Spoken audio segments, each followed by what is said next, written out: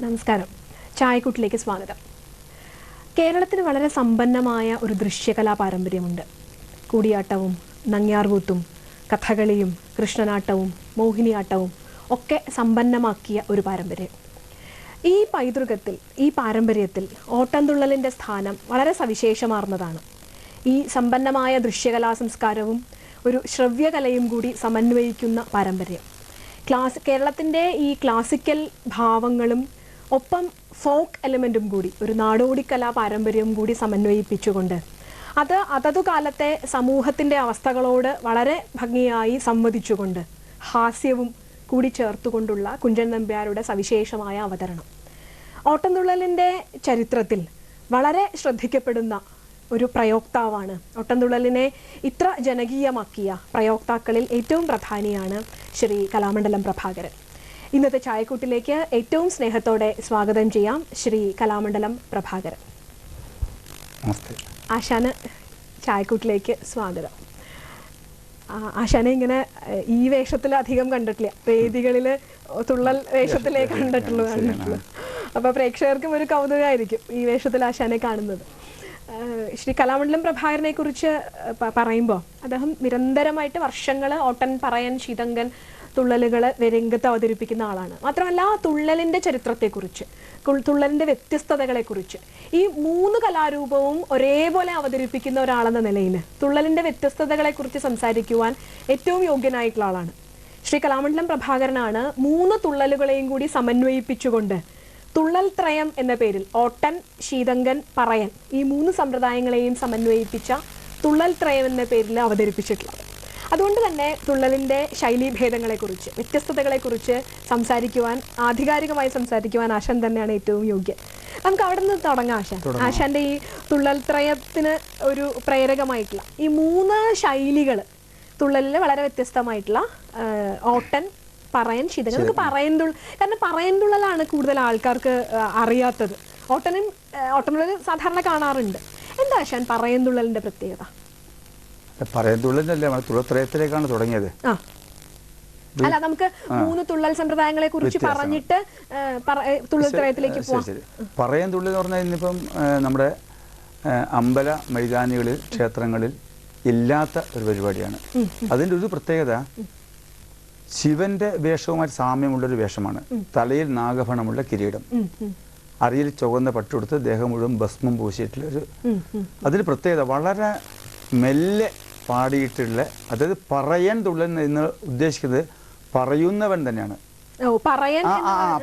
പറയുന്നവൻ. അതിലത്തെ വരികളും അങ്ങനെ തന്നെയാണ്. വളരെ ചൗക്കത്തില് പാക്കനാർ കൂലം തന്നിൽ പിറന്നുള്ളൊരടിയൻ്റെ വാക്കീനെ ശ്രവിക്കേണം വൈകാതെ ബുധന്മാരെ. അങ്ങനെ വളരെ മെല്ലെ എൻ്റെ വാക്കുകൾ ശ്രവിക്കണം എന്ന് പറഞ്ഞുകൊണ്ട് തുള്ളൽ തുടങ്ങുന്ന തന്നെ ഈ വരി. അപ്പോൾ അതിൻ്റെ പ്രത്യേകത വളരെ മെല്ലെയാകുമ്പോൾ ഇന്നത്തെ ഒരു ചുറ്റുപാടിലുണ്ടല്ലോ, ഇന്നത്തെ ജനങ്ങളുടെ ഒരു വീക്ഷണമൊക്കെ അനുസരിച്ചിട്ട് ഈ വളരെ സ്ലോവുള്ള പരിപാടികൾ അവർക്ക് ഇഷ്ടപ്പെടുന്നില്ല. ഫാസ്റ്റ് ലൈഫ് ഒന്ന്. രണ്ടാമത്തെ കാര്യം, ഒരു കാലിൽ മാത്രമേ ചിലങ്ക. അങ്ങനെ ഒന്ന് ശിവന്റെ അതിന് പ്രത്യേക ആയിട്ടുള്ളൊരു ഇന്നൊരു പുസ്തകത്തെ നമുക്ക് മനസ്സിലാക്കാൻ സാധിച്ചിട്ടില്ല.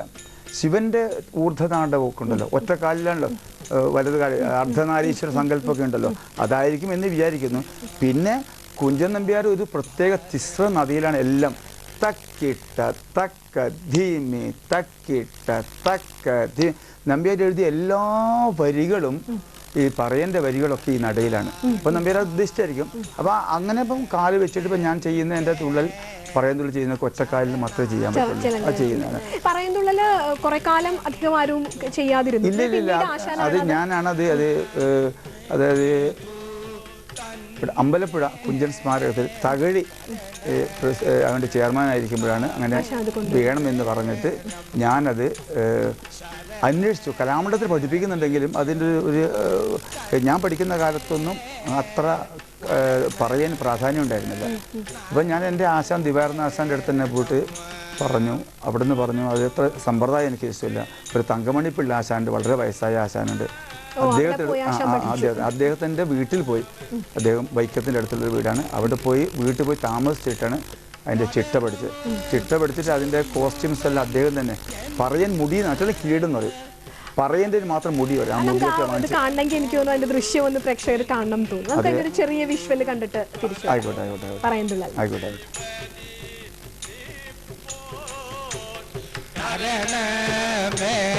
വരം ചാരു തരണം ചെയ്വതി നീപ്പോൾ തരണമേ വരം ചാരു കരുണ പാരിക കോരോ വരുണ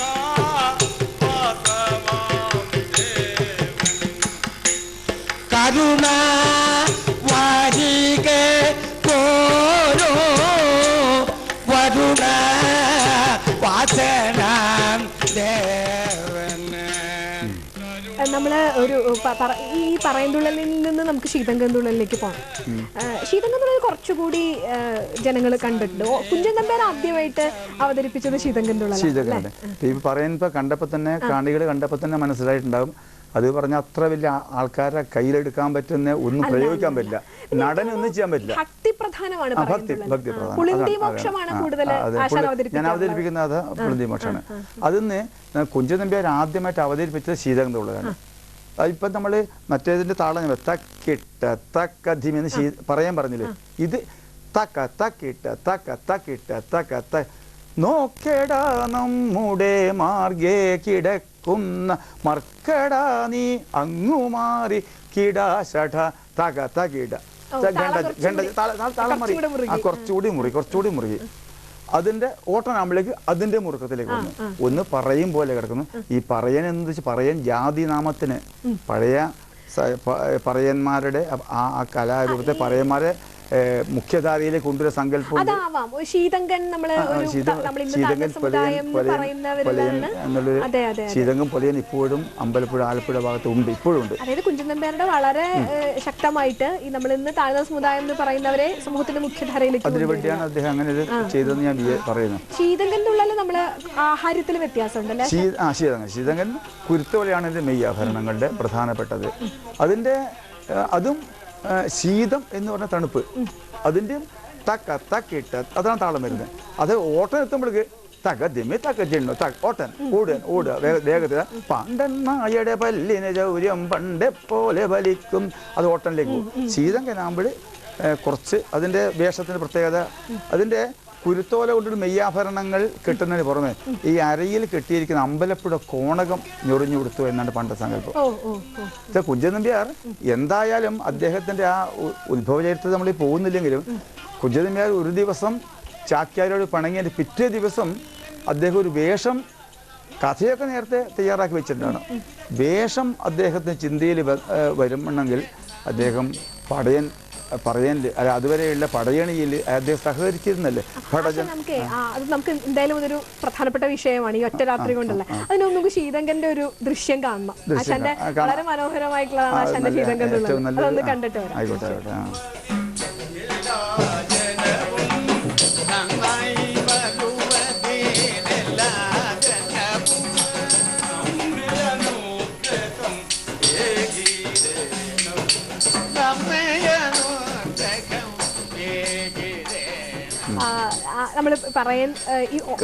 നമ്മൾ പറഞ്ഞു വന്നത് അതായിരുന്നു, ഒരു ഒറ്റ രാത്രി കൊണ്ട് നമ്പ്യാർ ഇത് അവതരിപ്പിച്ചു എന്ന ഒരു പുരാചരിത്രമുണ്ട്. അതാണ് നമ്മൾ കേട്ട് പഠിച്ചിട്ടുള്ളത്.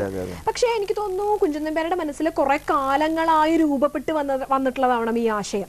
കാരണം പടയണിയില് ഈ മൂന്നും ഓട്ടൻ, പറയൻ, ശീതങ്കനുണ്ട്. അപ്പൊ ഒരു നമ്മൾ നേരത്തെ സൂചിപ്പിച്ചതുപോലെ ക്ലാസിക് എലമെന്റും ഒരു ഫോക്ക് എലമെന്റും കൂടെ സമന്വയിപ്പിച്ച് ഒരു രാജാക്കന്മാരുടെ ചരിത്രം, അതിനോടുള്ള വിമർശനങ്ങള്, എങ്ങനെയാ ആശാൻ കാണുന്നത്, ഒരു ഉത്ഭവത്തെ കുറിച്ച് എങ്ങനെയാ കാണുന്നത്? ഉത്ഭവത്തെ ഞാനിപ്പോൾ അതിനുശേഷമാണല്ലോ നമ്മൾ കലാമണ്ഡലത്തിൽ പഠിക്കുമ്പോൾ തുള്ളൽ പഠിച്ചു എന്നല്ല, അതിനുശേഷമാണല്ലോ നമ്മൾ റിസർച്ചിന്റെ ഭാവത്തിലൂടെ പോയപ്പോൾ ഒരിക്കലും ഏതാണ്ട് 1088 വരികളുണ്ട് കല്യാണ സുഗന്ധി. ഒരു ദിവസം കൊണ്ട് രാത്രി എഴുതിയെന്ന് പറഞ്ഞാൽ സാധിക്കില്ല. പക്ഷെ കുഞ്ചൻ നമ്പ്യാരെ പോലുള്ള ഇപ്പം ശ്രീകൃഷ്ണ ജയമണി പ്രവാളത്തെ പറ്റി പറയുന്നില്ലേ, നമുക്കൊരു അതിനെപ്പറ്റി ഐതിഹ്യമൊക്കെ ഉണ്ടല്ലോ. അങ്ങനത്തെ ഒരു കവിക്ക് വേണമെങ്കിൽ എഴുതാം. എന്നാൽ ഇത്രയും വരികൾ എഴുതുക മാത്രമല്ല, അദ്ദേഹത്തെ ഹൃദിസ്ഥമാക്കിയിട്ട് നോക്കി പാടി ഒരിക്കലും കളിച്ചിട്ടുണ്ടാവില്ല. അദ്ദേഹം ഓഡിയൻസ് രസിപ്പിക്കണമെങ്കിൽ ആ വരികൾ പാടി രംഗത്ത് കളിച്ചിട്ടുണ്ട്. ആ കളിക്കണമെങ്കിൽ എന്ത് ചെയ്യണമെന്നറിയോ, അത് അല്പ വരികളൊന്ന് ബൈഹാട്ടാണ്. അപ്പോൾ മുൻകൂട്ടി അദ്ദേഹം ഞാൻ കണ്ടതും ഞാൻ മനസ്സിലാക്കിയതും എന്താണെന്ന് പറഞ്ഞാൽ, അന്നത്തെ കാലത്ത് നിലവിലിരുന്ന കഥകളി, കൂടിയാട്ടം, ഈ കലാരൂപങ്ങളൊക്കെ സാധാരണക്കാരായ ജനങ്ങൾക്ക് രസിക്കുവാൻ കഴിഞ്ഞിരുന്നില്ല. കുഞ്ചൻ നമ്പ്യാർ സാധാരണക്കാരന്റെ ഒരു വക്താവായിട്ടാണ് അറിയപ്പെടുന്നത്. നമ്മൾ ഒരു ക്ലാസിക്കൽ കല ആസ്വദിക്കാൻ ജനങ്ങളും ധാരാളം ബുദ്ധിമുട്ടുണ്ട്, സാമാന്യരിലേക്ക് ഇറങ്ങുന്നില്ല. അതെ, അവരിപ്പം രാജാവിന്റെ ആശ്രിതൻ എന്ന നിലയിൽ രാജാവിന്റെ കൊട്ടാരത്തിൽ നടക്കുന്ന ഈ കൂടിയാട്ടവും കഥകളിയും ഒക്കെ കാണാൻ നമ്പ്യാർ സ്വാഭാവിക ഉണ്ടാവും. അന്നേരം ആ ഓഡിയൻസിന്റെ കൂട്ടത്തിൽ പ്രഗത്ഭന്മാരായ പണ്ഡിതന്മാരുണ്ട്, കൂട്ടത്തിൽ സാധാരണക്കാരായ ആൾക്കാർ ഈ കഥകളി കാണാൻ വരും, അതിന്റെ വേഷത്തിന്റെ പൊലിമ കാണാൻ. പക്ഷേ നമ്പ്യാർ ശ്രദ്ധിക്കുമ്പോൾ ഈ ഓഡിയൻസ് ഒരു വിഭാഗം ആസ്വദിക്കുന്നു, മറ്റൊരു വിഭാഗം ഉറങ്ങുന്നു. അവർക്ക് ഇത് താല്പര്യം എന്തുകൊണ്ട്, ഒന്നുകിൽ സംസ്കൃതം മനസ്സിലാവണം, അല്ലെങ്കിൽ മുദ്ര മനസ്സിലാവണം. ഇതൊന്നും മനസ്സിലാവാതെ ഒരു കഥകളിയിലേക്ക് ഒരു പദാഭിനയം അവതരിപ്പിക്കുമ്പോൾ അത് തീർച്ചയായിട്ടും, ഇല്ലെങ്കിൽ ഏറ്റവും ആദ്യമുള്ള അവരെ മനോധർമ്മം ഒരു കൈകൊണ്ട് മാത്രമാണോ മനോധർമ്മത്തെ പ്രയോഗം. അതുകൊണ്ട് അവരെ കൂടി ഇൻവോൾവ് ചെയ്യിപ്പിച്ചു. അപ്പോൾ നമ്പ്യാരെ ആലോചിച്ചു, എന്തുകൊണ്ട് ഒരു കഥകളിക്കാരനെ കൊണ്ട് പറയിച്ചൂടാ, പാടിക്കൂടാ. അദ്ദേഹം ഈ കഥകളിക്കാരൻ കുറച്ചുകൂടി ഒരു വനവർണ്ണ നടക്കുമ്പോൾ ഞാൻ കാട്ടിൽ പോയി ഒരു സിംഹത്തെ കണ്ടു, അമ്പ ചെയ്തു എന്നൊക്കെ ഉള്ളത്. കഥകളിയുടെ ആഹാര്യവും സമ്പ്രദായങ്ങളും അതിനെ യോജിക്കുന്നതല്ല. അല്ല, അതെ. അപ്പൊ നമ്പ്യാർ അങ്ങനെ ആലോചിച്ചു. അപ്പൊ ലളിതമായ ഒരു വേഷം കെട്ടി ഒരു ആ വരികളെ ജനങ്ങൾക്ക് പറഞ്ഞ്, അതും സംസ്കൃതത്തിന്റെ കടുകട്ടിയില്ലാതെ ലളിതമായി പറഞ്ഞു കൊടുത്താൽ എങ്ങനെയിരിക്കും എന്ന് അദ്ദേഹം ചിന്തിച്ചു. അങ്ങനെ അദ്ദേഹം കല്യാണ സൗകര്യ കഥ അവതരിപ്പിക്കാൻ വേണ്ടി അദ്ദേഹം എഴുതി തയ്യാറാക്കി മനസ്സിൽ ഹൃദിസ്ഥമാക്കി വെച്ചിരിക്കുകയാണ്. പക്ഷെ അത് ഒരു പ്രയോഗിക്കാൻ വേണ്ടി സന്ദർഭം നോക്കിക്കൊണ്ടിരിക്കുമ്പോഴാണ് വളരെ യാദൃച്ഛികമായിട്ട് ചാക്യാരുമായിട്ടുള്ള ഒരു സംഭവം ഉണ്ടാകുന്നു. പിന്നെ ചാക്യാർ ഒരിക്കലും അദ്ദേഹത്തിന്റെ കൃതികളിലൊന്നും ചാക്യാരെ കുറ്റപ്പെടുത്തി ഒന്നും പറഞ്ഞിട്ടില്ല. ആ ചാക്യാര ഒരു ഗുരുവിന്റെ തുല്യം തന്നെയാണ് അദ്ദേഹം കണ്ടിരിക്കുന്നത്. വളരെ ശക്തമായി സമൂഹത്തോട് ഇടപെട്ടുകൊണ്ട് രാജാക്കന്മാരുടെ ഒരു തിരുത്തൽ ശക്തിയായിട്ടുള്ള നമ്പ്യാരുടെ ഇതും കൂടെ ഇതിൽ കൊണ്ടുവരുന്നുണ്ട് അല്ലേ? അതന്നെ നമ്പ്യാർ ചെയ്തിരിക്കുന്നത്. ആശാന്റെ ഒരു വലിയ കോൺട്രിബ്യൂഷൻ എന്ന് പറയാനുള്ളത്, കുഞ്ചൻ നമ്പ്യാരെ വിലക്കിയിരുന്ന, രാജശാസന പ്രകാരം വിലക്കിയിരുന്ന അമ്പലപ്പുഴയിലെ കളിത്തട്ടില് വീണ്ടും ഗവൺമെന്റിന്റെ ഒരു സഹായത്തോട് കൂടിയിട്ട് അതെങ്ങനെയായിരുന്നു ആശാൻ അത് രണ്ടാമത് അത് അവതരിപ്പിക്കാൻ തീരുമാനിച്ചപ്പോൾ? 2006 ആ സംഭവം നടന്നത്. അതെന്തായിരുന്നു? അത് ഇതിന് സർക്കാർ, അന്നത്തെ സാംസ്കാരിക വകുപ്പ്, കുഞ്ചൻ സ്മാരകം, അമ്പലപ്പുഴ കുഞ്ചൻ സ്മാരകം, പിന്നെ ദേവസ്വം ബോർഡ്, പിന്നെ അവിടുത്തെ അമ്പല കമ്മിറ്റി, ശ്രീകൃഷ്ണ സ്വാമി ക്ഷേത്ര കമ്മിറ്റി തീരുമാനിച്ചപ്പോ അതൊരു ഭയങ്കര അത്ഭുതമാണ്. അവർ തിരുവനന്തപുരത്ത് വെച്ച് ഇങ്ങനെ രണ്ടാമത് പുനഃപ്രവേശനം നടത്തണം. അതിന് ശരിക്കും 265 വർഷം എന്നാണ് അന്ന് പത്രങ്ങളൊക്കെ പറയുന്നത്. അപ്പോൾ അവർ അവിടെ തിരുവനന്തപുരത്ത് വെച്ചിട്ട് ഞാൻ ആലോചിക്കുമ്പോൾ ആരെയാണ് ആ കർമ്മത്തിന് വേണ്ടതെന്ന് പറയുമ്പോൾ അവരെൻ്റെ പേര് പറഞ്ഞു. അതെങ്ങനെയായിരുന്നു ആശാൻ ഒരു തുള്ളലിന്റെ കുലപതിക്ക് വിലക്ക് കൽപ്പിച്ച ഒരു സ്ഥലത്ത് വീണ്ടും ഒരു പിന്തലമുറക്കാരൻ അവതരിപ്പിക്കുന്നത്? അത് എൻ്റെ ജീവിതചരിത്രമാണത്. അതൊരു കലാകാരന് കിട്ടാവുന്ന ഏറ്റവും വലിയ, ഒരു തുള്ളൽ കലാകാരന് വേറൊരാൾക്ക് എനിക്ക് കിട്ടില്ല, അങ്ങനെ സന്ദർഭം കിട്ടില്ല. അതെനിക്ക് കിട്ടി എന്നുള്ളത് വലിയൊരു അനുഭവം തന്നെയാണ്. അന്ന് എന്നെ വേഷത്തോടെ, അന്നേരം ശീതങ്കനാണല്ലോ അതിൻ്റെ മെയിൻ, ശീതങ്ക വേഷത്തിലാണ് കുഞ്ചൻ നമ്പ്യാർ അവതരിപ്പിച്ച് അദ്ദേഹത്തെയാണ് പുറത്താക്കിയത്. ആ ശീതങ്ക വേഷത്തിൽ ഞാൻ വരുമ്പോൾ അന്ന് ഓട്ടൻ പറയാൻ അങ്ങനെ 3 വേഷങ്ങൾ ഒന്നിച്ചാണ് കൊണ്ടുവന്നിട്ട് സെൻറ്റർ ചെയ്തിട്ട് എന്നെ കൊണ്ടുവരുന്നില്ല ശീതങ്കൻ. അങ്ങനെ വന്നിട്ട് ആദ്യം അവതരിപ്പിക്കുന്നത് ആ കളിത്തട്ടിൽ നമ്പ്യാരെ പുറത്താക്കിയ സ്ഥലത്ത് ആദ്യമായിട്ട് ചെയ്യുന്നത് ഞാനാണ്. അത് എൻ്റെ ഒരു വലിയൊരു ജീവിതത്തിൽ വലിയ ഭാഗ്യമാണ് ഞങ്ങളൊക്കെ. അതുപോലെ തന്നെ ഒരു തുള്ളലിന്, ഓട്ടംതുള്ളലിന്റെ ചരിത്രത്തിൽ, തുള്ളൽ ചരിത്രത്തിലെ ഒരു പുതിയ ദൃശ്യഭാഷ്യം ആ ദൃശ്യഭാഷ്യമായിരുന്നു വാസ്തവത്തിൽ തുള്ളൽ ത്രയം. അത് ശ്രീ കലാമണ്ഡലം പ്രഭാകരന്റെ തനതായ സംഭാവനയാണ്. 3 സമ്പ്രദായങ്ങളെയും കൂടി സമന്വയിപ്പിച്ച് അദ്ദേഹം ഉണ്ടാക്കിയ തുള്ളൽ ത്രയം. ആശാൻ തുള്ളൽ ത്രയത്തെക്കുറിച്ച് അതിനും ഒരു ഈ കുഞ്ചതമ്പ്യാർ തുള്ളലിനെ കുറിച്ച് ചിന്തിച്ചു പറഞ്ഞു, കുറച്ച് കാലം ആലോചിച്ച് വെച്ചിരിക്കും. അതുപോലെ എൻ്റെ കാര്യത്തിലും അങ്ങനെ ഒരു സംഭവമുണ്ട്. ഞാനും കുറച്ച് കാലമായിട്ട് സ്കൂൾ കുട്ടികൾക്ക് പോയിട്ട് ക്ലാസ് എടുക്കാൻ വേണ്ടിയൊക്കെ പോകുമ്പോഴും അവർക്കൊക്കെ ഒരുപാട് പോയിട്ടുണ്ട്, ഇപ്പോഴും പോയിക്കൊണ്ടിരിക്കുന്നുണ്ട്. അവിടേക്ക് പോകുമ്പോൾ ഈ പറയനെ കുറിച്ചും ശീതങ്കനെ കുറിച്ചും ഒരു കുട്ടികൾക്ക് ഒന്നും അറിയില്ല. അപ്പം ഞാൻ അവിടെ പോയിട്ട് എൻ്റെ പടങ്ങൾ കാണിച്ചിട്ടാണ് ഇത് ശീതങ്കൻ, ഓട്ടൻ, പറയൻ പറഞ്ഞിട്ടാണ് അവർക്ക് പറയുന്നത്. ഇത് തമ്മിലുള്ള വ്യത്യാസം ഉണ്ട് എന്നൊക്കെ പറഞ്ഞു കൊടുക്കും. അപ്പോൾ എന്തുകൊണ്ട് ഈ 3 തുള്ളലും സദസ്സിൽ കൊണ്ടുപോയി അവതരിപ്പിച്ചിട്ട് ഒരു വേഷം അവതരിപ്പിച്ചാൽ പറ്റില്ല. 3 വേഷം ഒന്നിച്ച് കണ്ടാൽ മാത്രമേ കാണികൾക്ക് ഒറ്റയടിക്ക് അത് കുരുത്തോലയുള്ളത്, അത് ഇതിന് നാഗപണമുള്ളത്, ഇത് പച്ച മനയോല തേച്ചത്, അങ്ങനെ ഒരു വ്യത്യാസം. ഇപ്പം 3 വേഷങ്ങളും ഒന്നിച്ച് രംഗത്ത് കൊണ്ടുവന്നിട്ട് അവതരിപ്പിക്കണം. അതാണ് എൻ്റെ മനസ്സിലുള്ള വലിയ ആഗ്രഹം. അതിനുവേണ്ടി ഞാൻ മനസ്സിൽ ഒരു കഥ, അപ്പോൾ ഒരു കഥയിൽ അവതരിപ്പിക്കാൻ അത് ഏറ്റവും സൂട്ടായ 3 വേഷങ്ങൾ അവതരിപ്പിക്കാൻ പറ്റിയത് കല്യാണ സൗഗന്ധിയാണ്. അപ്പം അങ്ങനെ കല്യാണ സൗഗന്ധിയും കഥ, ഒരാള് ഹനുമാനായി, പാഞ്ചാലി. അപ്പോൾ അതില് ഏറ്റവും സന്തോഷകരമായിട്ടൊരു വസ്തുത, ആശാന്റെ കുടുംബം ഒരു തുള്ളൽ കുടുംബമാണ്. ആശാന്റെ 2 മക്കളും ഒരു കോളേജ് അധ്യാപകരാണ്. ആശാനും മകൻ പ്രവീണും ദീർഘകാലം യൂണിവേഴ്സിറ്റി സ്കൂൾ കലാപ്രതിഭയായിരുന്നു. അദ്ദേഹവും മകൾ പ്രവീണയും കൂടി ചേർന്നിട്ടാണ് ഇവർ കുടുംബമായിട്ടാണ് തുള്ളൽ ത്രയം അവതരിപ്പിക്കുന്നത്. നമുക്കത് വിഷ്വലി നമുക്കിപ്പോ അതിന്റെ ഒരു ക്ലിപ്പിംഗ് കാണാം.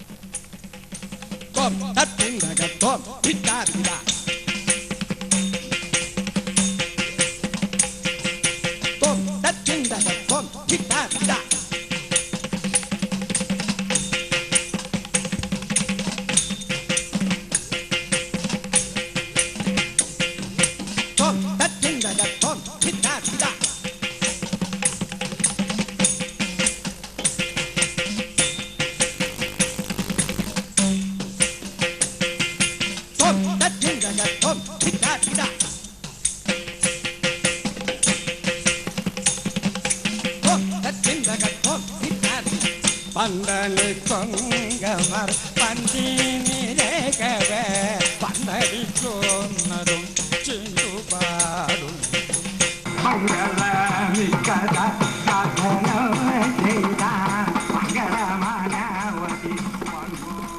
ഒരു നാടക പോലെ അല്ലേ അതിപ്പോ ഞാൻ പറഞ്ഞുകൊണ്ടെന്ന് ഇപ്പൊ വിഷ്വല് കാണിച്ചപ്പോഴേ നമ്മൾ നിർത്തിയതല്ലേ.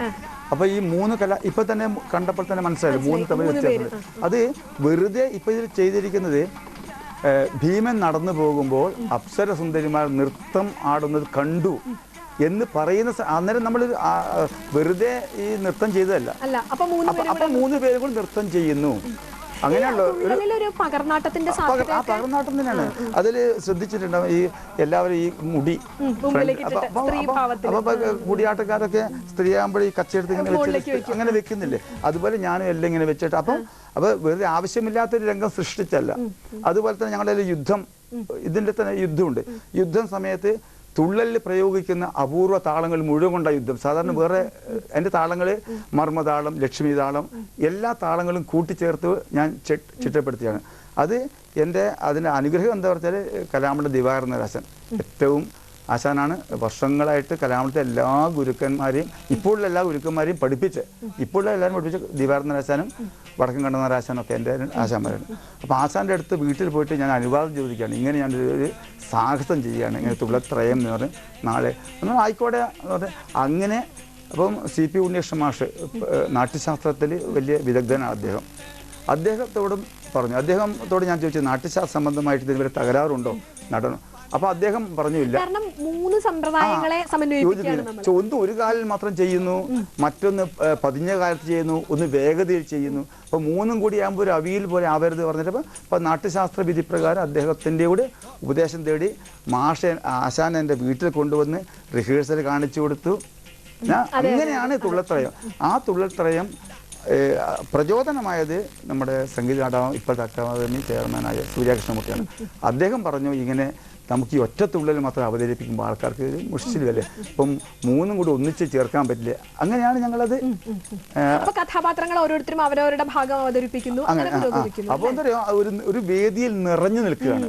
ഇപ്പോഴൊരു വേദിയിൽ ഇപ്പം തുള്ളൽ മിക്ക അമ്പലങ്ങളിൽ തുള്ളത്ര എൻ്റെയെങ്കിലും ഇപ്പോഴത്തെ ആൾക്കാർ ഇഷ്ടംപോലെ എല്ലാ സംഘങ്ങളും എൻ്റെ CD ഇറക്കാൻ തുടങ്ങി. അതിനുശേഷം ആൾക്കാർ കണ്ടിട്ട് ഒരുപാട് ആളെ അവതരിപ്പിക്കാൻ തുടങ്ങി. അങ്ങനെ അപ്പോൾ തുള്ളലിനൊരു ഒരു പ്രൊഫഷണലായിട്ടുള്ള ഒരു പരിപാടി സ്ഥലത്തേക്ക് മറ്റൊരു തുള്ളൽക്കാരൻ ആരും കൊണ്ടുപോകില്ല. ഇപ്പൊ ഒരു പ്രൊഫഷണൽ ഒരു പരിപാടിക്ക് തുള്ളത്രയം വെക്കുക എന്നുള്ള ഒരു പുതിയ ദൃശ്യഭാഷ്യം തുള്ളലിന് ആശാൻ നൽകിയതുപോലെ ആശാന്റെ മറ്റൊരു പ്രധാനപ്പെട്ട കോൺട്രിബ്യൂഷൻ ആണ് തുള്ളൽ സംഗീത സായാഹ്നം എന്ന് പറയുന്നത്. അതിനെ കുറിച്ചൊന്ന് വിശദീകരിക്കാമോ? അതും ഞാൻ ആലോചിച്ചത്, എൻ്റെ സമയം മുഴുവൻ ഈ തുള്ളലിനെ കുറിച്ച് മാത്രം ചിന്തിച്ചുകൊണ്ടിരിക്കുകയാണ്. അപ്പോൾ കുഞ്ചൻ നമ്പ്യാർ എന്ന് പറഞ്ഞ കവിയെ കുറിച്ചിട്ട് സാധാരണ കുട്ടികൾക്ക് നേരത്തെ പറഞ്ഞ തുള്ളത്രയം അവതരിപ്പിച്ചുകൊണ്ട് സ്കൂളിലും എല്ലാവർക്കും മനസ്സിലായി. അപ്പോൾ ഈ കുഞ്ചൻ നമ്പ്യാരെ മനസ്സിലാക്കി കൊടുക്കണം എന്ന്. ഇപ്പോൾ ഇത് 3 തരം തുള്ളലാണ് മനസ്സിലാക്കി കൊടുത്തത്. കുഞ്ചൻ നമ്പ്യാർ എന്ന് പറഞ്ഞാൽ അത്ഭുതകരമായ ഒരുപാട് അക്ഷരങ്ങൾ കൊണ്ട് അമ്മാനമാടിയ കവിയാണ്. നമുക്ക് കവികൾ ഇഷ്ടം പോലെ ഉണ്ട്. ഇപ്പോൾ ആ കവികളിൽ നിന്ന് വ്യത്യസ്തനായ കുഞ്ചൻ നമ്പ്യാരെ ഒന്ന് സാധാരണക്കാർക്ക് പറഞ്ഞു കൊടുക്കണം. അത് മാത്രമല്ല, അദ്ദേഹം ഒരുപാട് കുഞ്ചൻ നമ്പ്യാരുടെ ഹാസ്യം മാത്രമേ ജനങ്ങൾ ശ്രദ്ധിച്ചിട്ടുള്ളൂ. കുഞ്ചൻ നമ്പ്യാർ വെറും ഹാസ്യ കവി എന്ന് പറഞ്ഞ് മാത്രം തള്ളുന്നതല്ല. ഇപ്പൊ ഞാൻ പറയാം, അപ്പൊ അദ്ദേഹം അക്ഷരങ്ങൾ കൊണ്ട്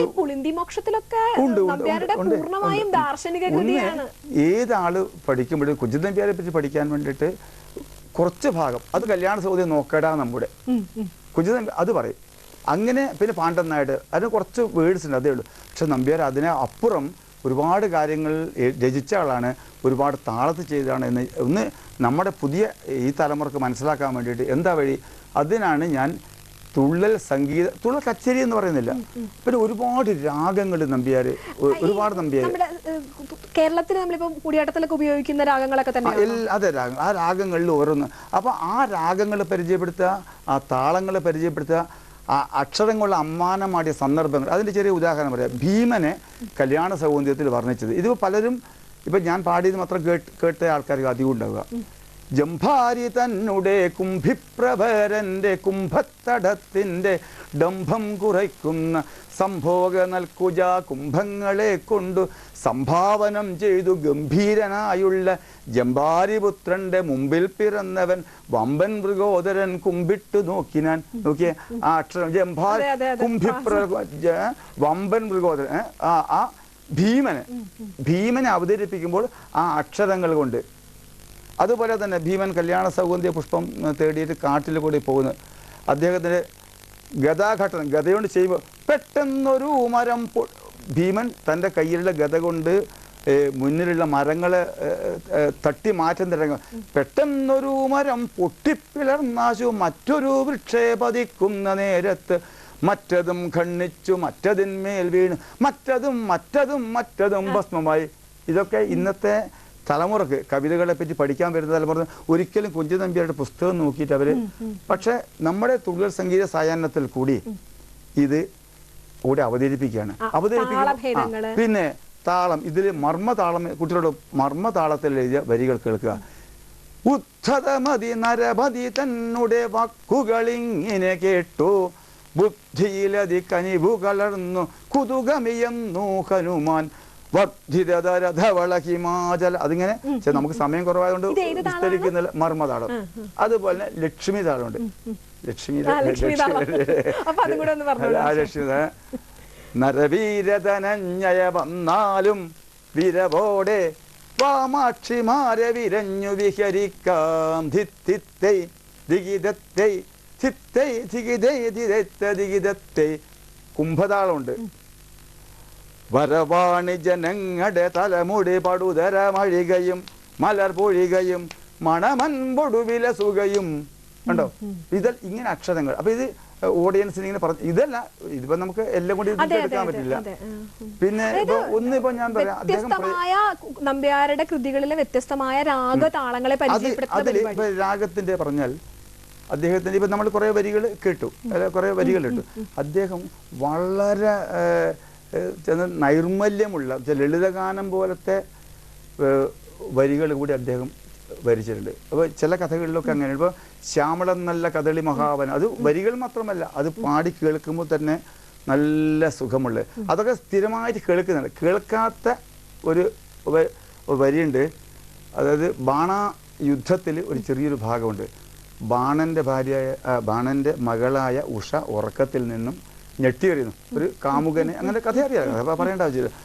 ഉറങ്ങുമ്പോൾ ഒരു കാമുകൻ തന്നെ ആശ്ലേഷിക്കുന്നു, അതിൽ നിർവൃതി കൊണ്ടിരിക്കും. പെട്ടെന്ന് ഇയാൾ ഉറക്കത്ത് അറിയുമ്പോൾ എവിടെ പോയി എന്ന് വിലപിച്ച് ചിത്രലേഖയോട് പറയുന്നു.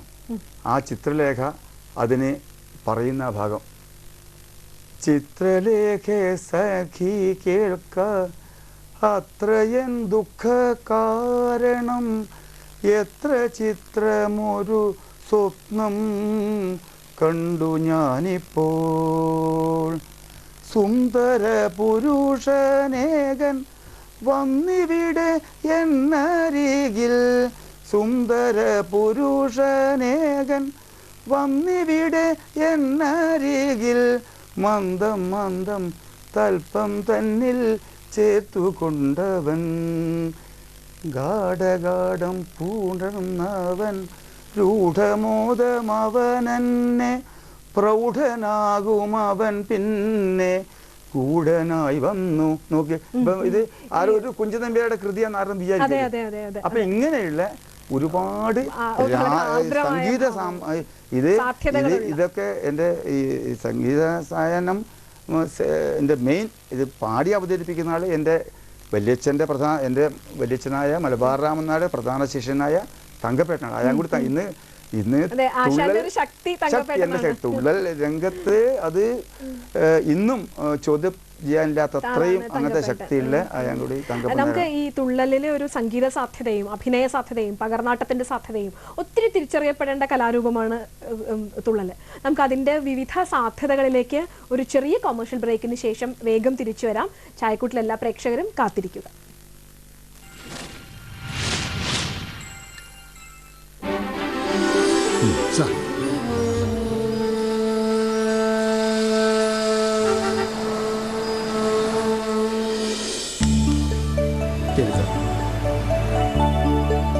സാറിനും ലോട്ടറിയോ?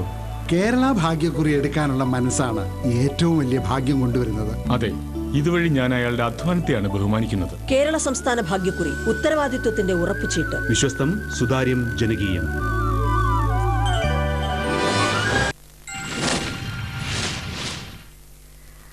ചായക്കൂട്ടിലേക്ക് വീണ്ടും സ്വാഗതം. ചായക്കൂട്ടിൽ ഇപ്പോൾ നമ്മോടൊപ്പം പ്രസിദ്ധ തുള്ളൽ കലാകാരനായ ശ്രീ കലാമണ്ഡലം പ്രഭാകരനാണ്. കലാമണ്ഡലം പ്രഭാകരനോടുള്ള ഒരു സഫലമായ സംവാദം നമുക്ക് തുടരാം. ആശാൻ, നമ്മൾ സംസാരിച്ചുകൊണ്ടിരുന്നത് ആശാന്റെ 3 പ്രധാനപ്പെട്ട പരീക്ഷണങ്ങളെ കുറിച്ച്: തുള്ളൽ ത്രയം എന്ന ദൃശ്യഭാഷ്യം, പിന്നീട് തുള്ളൽ സായാഹ്നം, സംഗീത സായാഹ്നം, അതിനെ കുറിച്ചായിരുന്നു. സംഗീത സായാഹ്നം പറയാൻ കച്ചേരി എന്ന് പറഞ്ഞാൽ അത് വേണ്ട വെച്ചിട്ടാണ്. നമ്മൾ ലളിതം, തുള്ളൽ എന്ന് പറഞ്ഞാൽ 3 പേര് മാത്രമാണ് ഇല്ലേ? എല്ലാം ലളിതമായ ഒരു ചെറിയ വേദിയിൽ ആൾക്കാരെ രസിപ്പിക്കുന്ന ഒരു അതാണ് നമ്മൾ നേരത്തെ പറഞ്ഞത്. ഒരു ഹാസ്യം എന്നതിനപ്പുറത്ത് ഇതിന്റെ എല്ലാ സാധ്യതകളെയും, സംഗീത സാധ്യതയെയും അഭിനയ സാധ്യതയും ഒക്കെ കൊണ്ടുവരുന്ന ശ്രമങ്ങളാണ് ആശാന്റെ ഭാഗത്തുനിന്നുണ്ടായത്. പ്രേക്ഷകർക്ക് സ്വാഭാവികമായും ഒരു കൗതുകം ഉണ്ടാകും.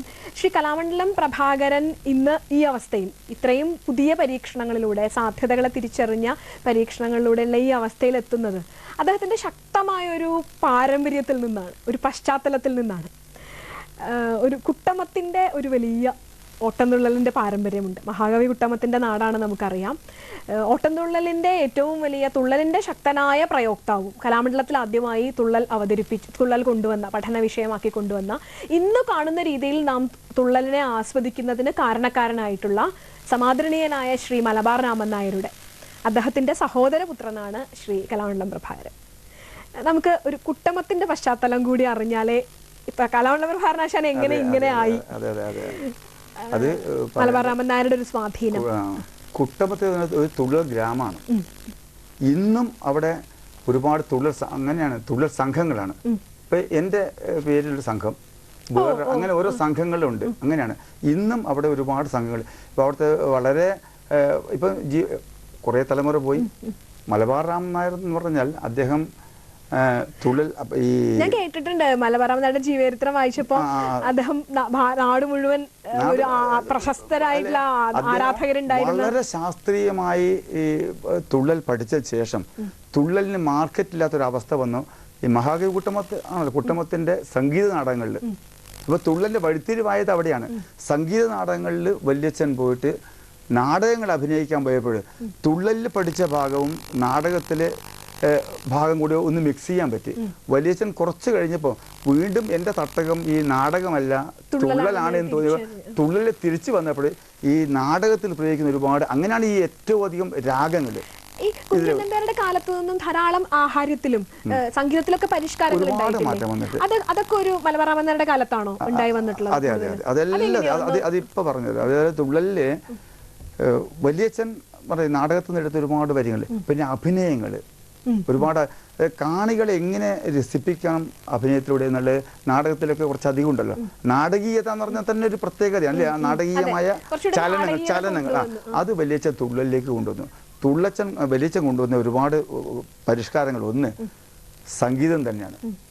അന്ന് വരെ ഈ തൊപ്പി മദ്ദളം എന്ന സാധനമാണ്. അത് പ്രത്യേക ശബ്ദമാണ്.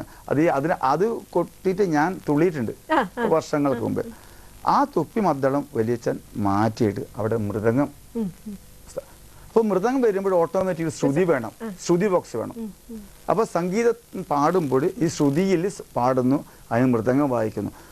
അതിൽ ഒരുപാട് രാഗങ്ങൾ ചേർക്കും. നല്ല നല്ല ഇപ്പോൾ ഞാൻ പാടിയില്ല, അങ്ങനെ ഒരുപാട് രാഗങ്ങളുണ്ട്.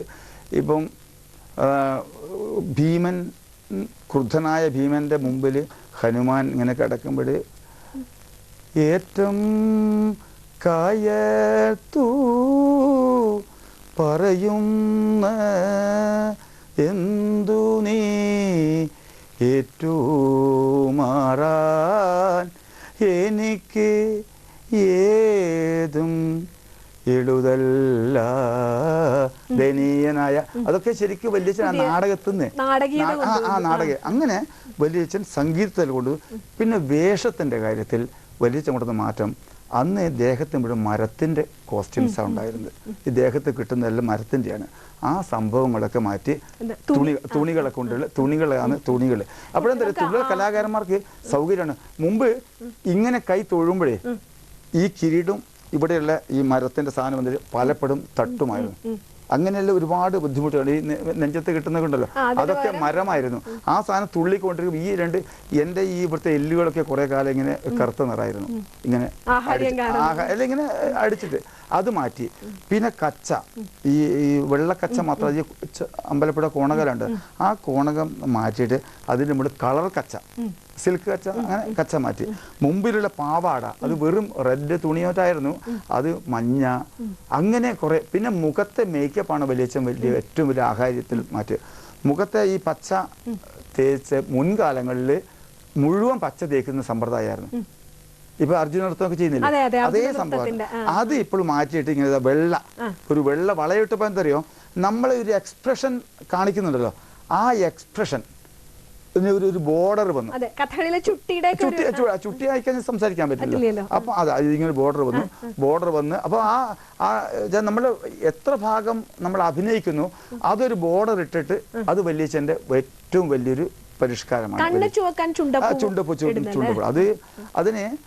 അതിനെ പല സ്കൂളുകളും പോയിട്ട് കുട്ടികളെ ചോദിക്കാറുണ്ട്. അതിനെ ഞാൻ മനസ്സിലാക്കിയത് എന്താന്ന് പറഞ്ഞാൽ, ഒന്ന് ഈ മനയോല തേച്ച് കഴിഞ്ഞാൽ, മനയോല എന്ന് പറഞ്ഞാൽ അത് ഒരു എന്താ പറയണ്ടേ, ഭൂമിയിൽ നിന്ന് കുഴിച്ചെടുക്കുന്ന അറിയാലോ, ഒരു സ്വർണ്ണം പോലത്തെ സാധനമാണ്, ഏറ്റവും കോസ്റ്റ്ലി സാധനമാണ്. അതും കട്ടനീലവും കൂടി അരച്ചിട്ട് 1 മണിക്കൂറും കരക്കണം. അരച്ചാൽ പേസ്റ്റ് പോലെ, കല്ലല്ലേ അത്, പേസ്റ്റ് പോലെ, ട്യൂബിൽ നിന്ന് വരുന്ന പേസ്റ്റ് പോലെ ഇരിക്കുന്ന നമ്മുടെ മുഖത്ത്. അതിനകത്ത് അത് സംഭവം മുഖത്ത് വെച്ച ചൂടുണ്ടാവും അത്രേ. അപ്പൊ ആ ചൂട് കണ്ണിനെ ബാധിക്കും. അപ്പൊ കണ്ണിനകത്ത് ഇതിട്ട് കഴിഞ്ഞാൽ അത് രണ്ട് ബാലൻസ് ആവും. ഒന്ന് തണുപ്പും ഇങ്ങനെ ആവില്ല, അതിനാണ്. പിന്നെ മാത്രമല്ല ഇതിനകത്ത് ആ കണ്ണ് വരുമ്പോൾ അതിന്റെ ഒരു മിഴിവുണ്ടല്ലോ, അതൊരു ഭയങ്കരമാണ്. കണ്ണിന്റെ ഒരു മിഴിവും കൂടുന്നുണ്ട്. അത് ആൾക്കാരൊക്കെ അതാണ് എല്ലാം വലിയച്ഛനാണ് എല്ലാം ഈ വേഷത്തിലുള്ള. അത് മാത്രമല്ല അഭിനയം. ഉദാഹരണം കല്യാണ സൗന്ദര്യത്തിലെ കുരങ്ങിന്റെ വടിവായി ചമഞ്ഞു എന്നൊരു അഭിനയമുണ്ട്.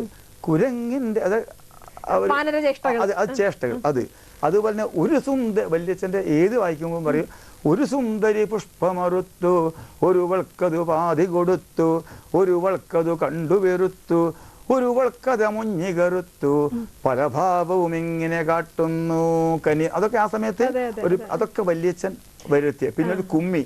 ഇന്നും അതിന്റെ വ്യത്യാസം അറിയണമെങ്കിൽ തെക്കൻ ഭാഗത്തുള്ള തുള്ളൽ, ഇപ്പം ഇവിടെയൊക്കെ തുള്ളലുണ്ട് എനിക്കറിയാം. അതൊക്കെ ഇപ്പോഴും പഴയ ഒരു സമ്പ്രദായം തന്നെയാണ്. പഴയ ഒരു ഇതിലൊന്ന് കുമ്മി ഇപ്പോഴും ഈ കുന്തി നന്ദനായ ഭവാൻ എന്തിനിങ്ങനെ ദുഃഖിക്കുന്നു തോം തത്തിന്തക്കത്ത്, അത് കുമ്മി. അതാണ് കലാമണ്ഡലത്തെ ചിട്ട. അതൊക്കെ വല്യച്ഛൻ കൊണ്ടുവന്ന് ദിവാകരൻ നേര ആശാനിലൂടെ ഞങ്ങൾക്ക് കലാമണ്ഡലത്തെ ഇന്ന് പഠിച്ച ആൾക്കാർക്ക് കൊടുത്തു. ഞങ്ങളിപ്പോൾ നമ്മുടെ ശിഷ്യന്മാരെയും പഠിപ്പിച്ച് ഇങ്ങനെ കൊണ്ടുവരുന്നു. അപ്പൊ ഏതാണ്ട് ഈ മലബാറാമനാരുടെ അടുത്ത് പഠിച്ചിട്ടാണോ കലാമണ്ഡലത്തിലേക്ക് വരുന്നത്? അല്ല, ഞാൻ പറഞ്ഞില്ലേ തുള്ളൽ ഗ്രാമാണെന്ന് പറഞ്ഞത്. അപ്പൊ ചെറിയ പ്രായത്തിൽ ഞങ്ങൾ ഉണ്ടാകുമ്പോൾ അവിടെ മിക്ക ആൾക്കാരും അവരുടെ ഈ തുള്ളൽ ആശാന്മാരുടെ അടുത്ത് ഈ സ്കൂൾ വെക്കേഷൻ സമയത്ത് ഉണ്ടാക്കും. അങ്ങനെ ഒരു KT കുമാരൻ ആശാൻ എന്ന് പറയുന്ന ഒരു വളരെ പ്രസിദ്ധനായ ഒരു ആശാൻ, അതൊക്കെ വല്യച്ഛൻ്റെ ഒക്കെ ശിഷ്യന്മാർ അവിടെ പോയിട്ട് തന്നെ തുള്ളൽ പഠിപ്പിച്ചിട്ടുണ്ടായിരുന്നു. കുറച്ച് പഠിപ്പിച്ചു. ആ തുള്ളൽ കിരാതാണ് ഞാൻ തുടങ്ങിയത്. അവിടെ തുറന്ന് പഠിച്ചു. അങ്ങനെ പഠിച്ചിരിക്കുമ്പോഴാണ് ഞാൻ സ്കൂളിൽ പോകുന്നു. സ്കൂളിൽ പോയിട്ട് അതെല്ലാം ആ കഥയെന്ന് പറഞ്ഞാൽ നമുക്ക് ഇതിൽ തീരില്ല. കഥ നമുക്ക് കേൾക്കണം. പക്ഷെ അതിന് നമുക്ക് വലിയൊരു സന്തോഷമുണ്ട്. നമ്മളിപ്പോ ഈ അഭിമുഖത്തിൽ തന്നെ പരാമർശിച്ചിരുന്നു ആശാന്റെ തുള്ളൽ ത്രയത്തിനൊരു മുഖ്യ പ്രേരണയായിട്ടുള്ള ഒരാള് പ്രസിദ്ധ കലാനിരൂപകനും അധ്യാപകനുമായ ഡോക്ടർ CP ഉണ്ണികൃഷ്ണൻ. അദ്ദേഹം ഇപ്പൊ നമ്മളോട് ടെലിഫോണിൽ നമ്മളോട് കൂടെ ചേരുകയാണ്. നമസ്കാരം ഉണ്ണികൃഷ്ണൻ സാർ. നമസ്കാരം. നമസ്കാരം. നമസ്കാരം. പ്രഭാകരനാശാനുമായിട്ടുള്ള ഒരു സംവാദത്തിലായിരുന്നു നമ്മള്. കാണുന്നുണ്ട്. സാർ പറയൂ, എങ്ങനെയാണ് പ്രഭാകരനാശാന്റെ ഒരു കലാപ്രവർത്തനങ്ങളെ, അദ്ദേഹത്തിന്റെ ഒരു തുള്ളലിനുള്ള കോൺട്രിബ്യൂഷനെ എങ്ങനെയാണ് സാർ നോക്കി കാണുന്നത്? പ്രഭാകരൻ മാഷ് തുള്ളലിന് കോൺട്രിബ്യൂഷൻ ചെയ്തിട്ടുള്ളതെന്ന് പറഞ്ഞു കഴിഞ്ഞാൽ കുഞ്ചൻ നമ്പ്യാരെ പണ്ട് ചെയ്തിട്ടുള്ളത് എന്തോ അതിന് ബാക്കി വരാനുള്ള സംഗതികള് അദ്ദേഹം ഇപ്പൊ ചെയ്തു എന്ന് തന്നെ വേണം നമുക്ക് തീർച്ചയായിട്ടും പറയാൻ. CP ഉണ്ണികൃഷ്ണൻ സാർ, ആ ടിവിയുടെ വോളിയം ഒന്ന് ചെറുതായിട്ട് കുറച്ചാൽ നമുക്ക് ഇവിടെ കുറച്ചുകൂടെ വ്യക്തമായി കേൾക്കാമായിരുന്നു. ഞാൻ മാറി നിൽക്കാം. ഓക്കെ, സംസാരിച്ചോളൂ സാർ, സംസാരിച്ചോളൂ. അദ്ദേഹത്തിന്റെ ഈ തുള്ളൽ ത്രയം എന്നുള്ളൊരു പരിപാടി ആവിഷ്കരിക്കുന്ന സമയത്ത് എന്നോട് അതിന്റെ ചില സാങ്കേതികമായിട്ടുള്ള സംഗതികളും നാട്യശാസ്ത്രപരമായിട്ട് അതിന് വരാവുന്ന ന്യൂനതകളുണ്ടോ എന്നുള്ളതൊക്കെ സംസാരിച്ചിരുന്നു എന്നോട്. പക്ഷെ എനിക്ക് തോന്നിയത് അത് ഒരു പരീക്ഷണം എന്നുള്ള നിലയിൽ ഇതിന് മുമ്പ് തന്നെ വരേണ്ട ഒന്നായിരുന്നു. കാരണം അദ്ദേഹം പറഞ്ഞിട്ടുണ്ടാവും ഇപ്പൊ ഈ ശീതങ്കം തുള്ളലിനും പറയൻ തുള്ളലിനും താരതമ്യേന ഓട്ടം തുള്ളലിനേക്കാൾ ഒരു പ്രചാരം കുറവിലുണ്ടായിരുന്നു എന്നുള്ളത്. അപ്പൊ അത് സമന്വയിപ്പിക്കുന്ന സമയത്ത് 3 തുള്ളലുകൾ അവതരിപ്പിച്ച് കാണിക്കുക എന്നുള്ള ഒരു ഡെമോൺസ്ട്രേഷൻ ലെവലിൽ മാത്രം കിടന്നിരുന്നത് ഒരു കഥയുടെ ഭാഗമായിട്ട് 3 കഥാപാത്രങ്ങളെ ഈ 3 തുള്ളൽ രൂപങ്ങളിൽ കൊണ്ടുവരിക. അതിപ്പോ ശാസ്ത്രസമ്മതമായിട്ടുള്ളൊരു സംഭവം തന്നെയാണ്. പ്രവൃത്തി ഭേദങ്ങൾ നാട്യശാസ്ത്രത്തിൽ പറഞ്ഞിട്ടുള്ളത് സമന്വയിപ്പിക്കാറുണ്ട്.